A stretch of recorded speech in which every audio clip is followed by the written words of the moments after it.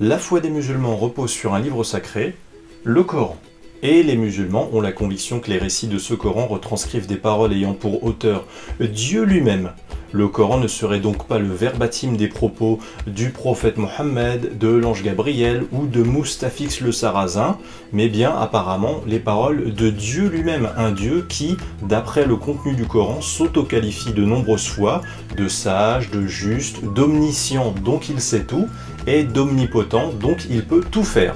Alors je rappelle que le Coran est un code civil universel qui délivre aux hommes un système de lois juridiques, d'interdits, d'obligations et de punitions judiciaires. Du coup je me dis que d'un esprit sage, juste, qui sait tout et qui peut tout, je m'attends un minimum de sa part, s'il est bien l'auteur de ce Coran, à formuler des lois intelligentes et un minimum des récits ayant un caractère sage, juste et sensé qui serait éloquent. Pas de chance, les lois du Coran sont tellement insensées, inapplicables et incohérentes qu'elles ne peuvent pas venir d'un Dieu à l'intelligence supérieure et qui peut tout savoir. Ce Coran est une œuvre trop stupidement humaine, plus que divine, tant ses failles sautent aux yeux. Prenons un exemple. La fornication. De la même façon qu'Allah ne veut pas que les gens mangent du porc, il défend aux hommes et aux femmes d'oser s'adonner à la fornication. Alors forniquer, j'en rappelle la définition élémentaire, c'est faire l'amour avec une personne avec laquelle on n'est pas marié. Une femme mariée qui couche avec son amant est une fornicatrice, car son amant n'est pas son mari. De même, une jeune femme de 21 ans célibataire administrativement qui fait l'amour avec son petit ami de 21 ans, elle aussi c'est une fornicatrice. Cette dernière ne trahit ni ne trompe personne, mais elle a perdu sa virginité avec son petit ami en dehors du mariage. Dans notre monde occidental, une femme adulte qui couche avec son petit ami adulte est libre de le faire, si c'est son choix. Mais avec le Dieu des musulmans, le Dieu du Coran, c'est un crime.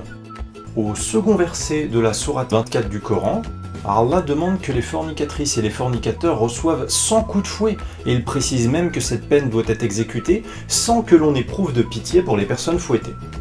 Ce verset, qui a officiellement pour auteur un Dieu unique supérieurement intelligent, pose pourtant de nombreux problèmes. Dans ce verset, il n'est pas expliqué les conditions de réalisation de cette peine. On ne sait donc pas, par exemple, la distance maximale ou minimale entre la personne fouettée et le fouettard, ni les matériaux autorisés ou non pour le fouet, ni les zones du corps interdites ou autorisées pour l'impact du fouet, ni les vêtements que la personne fouettée doit porter ou ne pas porter durant l'exécution de la sentence, ni la pression en kilogrammes par centimètre carré à exercer sur la fornicatrice avec le fouet.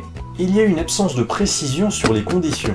Du coup, si une femme administrativement célibataire de 21 ans fait l'amour avec son petit ami administrativement célibataire de 21 ans, ce second verset de la sourate 24 du Coran, un verset jamais abrogé par Allah, il autoriserait donc à donner un fouet en cuir ou en fibre métallique à un champion olympique de lancer de javelot afin qu'il donne dans une hargne féroce 100 coups de fouet de toute la force de son bras bodybuildé à une fornicatrice. Le résultat est connu d'avance, la fornicatrice ne va pas supporter les 100 coups de fouet, elle va rapidement finir prostrée dans un bain de sang et décéder dans la foulée avec un tel bourreau.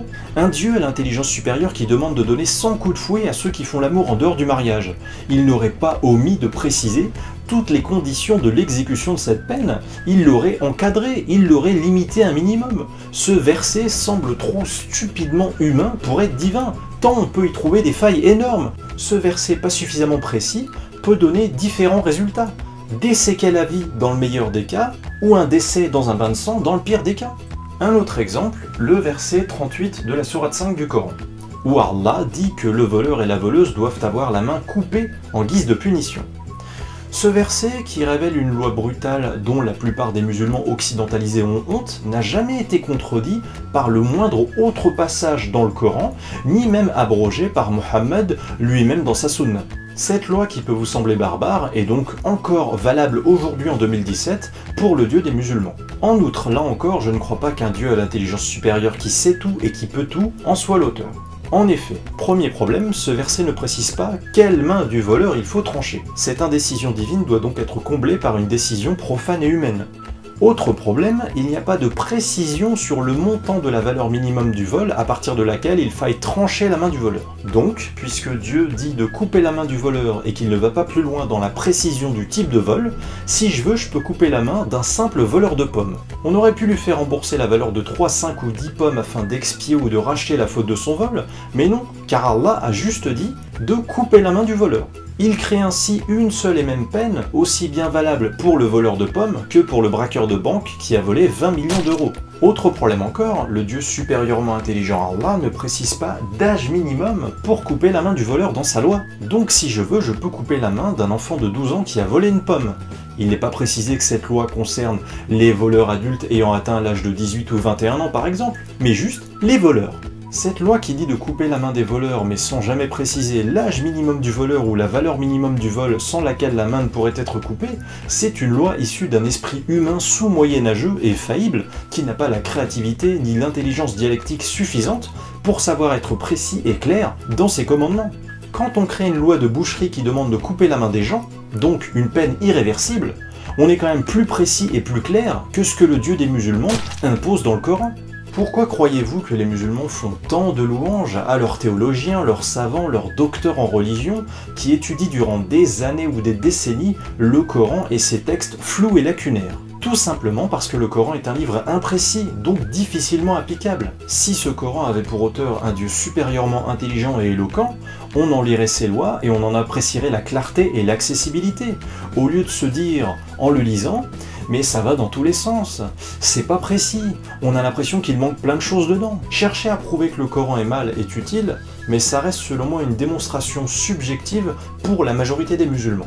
Des musulmans qui sont endoctrinés pour être dogmatiques et fermés, et qui trouveront toujours de bonnes raisons de justifier les pires interdits et obligations du Coran, même s'ils sont liberticides et barbares, tout simplement en se servant de la morale. J'ai donc plutôt choisi de chercher à prouver que le Coran est faux, avant de prouver qu'il est mal. Chercher à prouver que le Coran est inapplicable, imprécis, incohérent. Et si mon travail de critique rationnelle vis-à-vis du Coran, dont je vous ai présenté quelques bribes, vous intéresse, sachez que j'approfondis et développe les quelques exemples que je décris dans cette vidéo, et encore une bonne centaine, au sein des chapitres 3 et 4 de mon livre « Il était une fois l'islam », un livre de presque 450 pages qui vous exposera méthodiquement l'ensemble des raisons qui m'ont fait perdre la foi en l'islam.